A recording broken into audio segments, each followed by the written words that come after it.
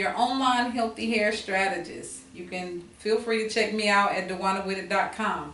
Today I want to bring you a quick tip from a question that was asked of me not long ago. So I had a client that asked me, with her being natural, did I think that she needed to trim her ends? My answer to her was yes. There's a reason for my thought process on this. Even though you're not doing like the chemicals like relaxer and things of that nature, or you're not even flat ironing every day, doesn't mean that your tresses are not still experiencing some form of damage throughout the process of being natural.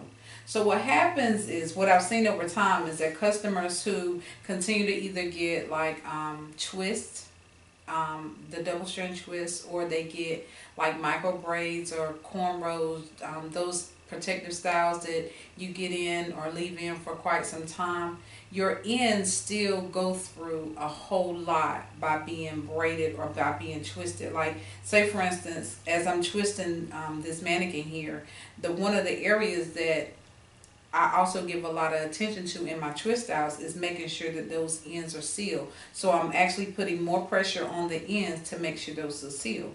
But with that being said, I am also mindful that once those ends are sealed and they're left in that particular style for quite some time, those ends start to have a little bit more wear and tear on them.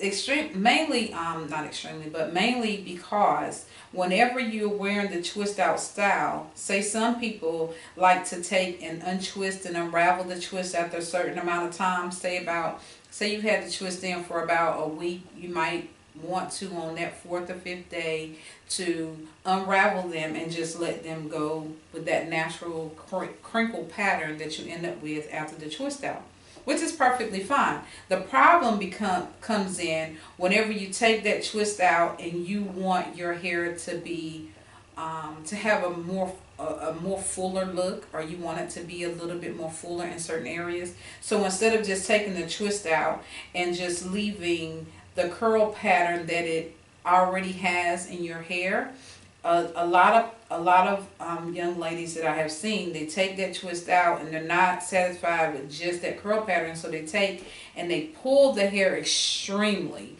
to make it stand up and be full. And I know that's pretty, right? Like, and I know that you're probably rocking that style, but even though you may be one of those people who are not using the comb a lot or brush a lot, and you feel like you're helping your hair and stopping the breakage, you're also still adding breakage by taking your fingers and pulling that hair.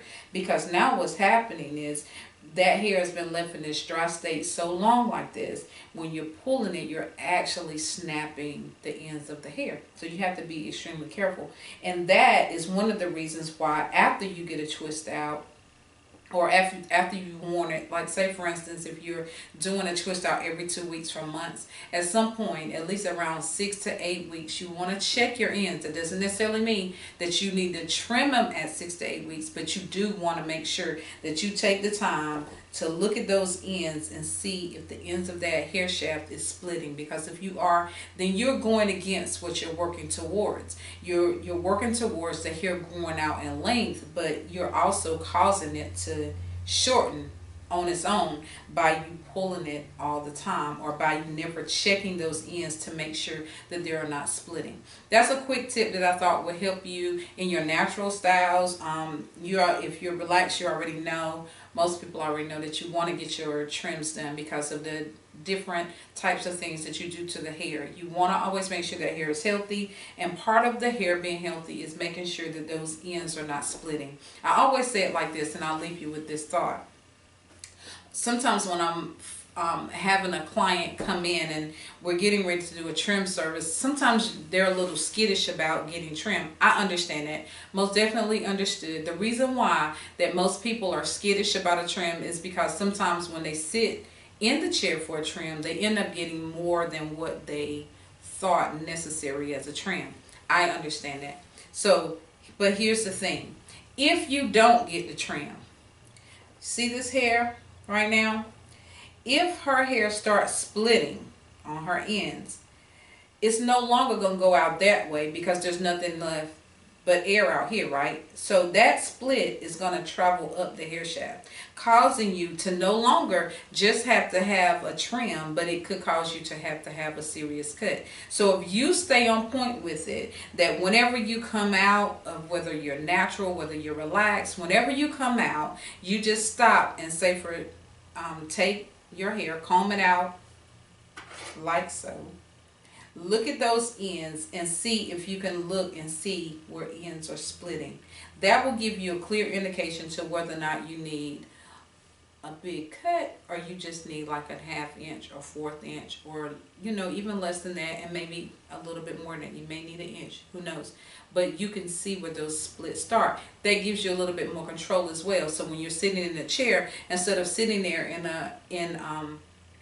the chair and saying, I need my inch trim, you actually can come in and say, with authority and power, because you know how much you need, you can say, I only need about a 1/4, or I only need about an inch, or I only need a ½ inch, or I only need 2 inches cut, because you see exactly what needs to be done.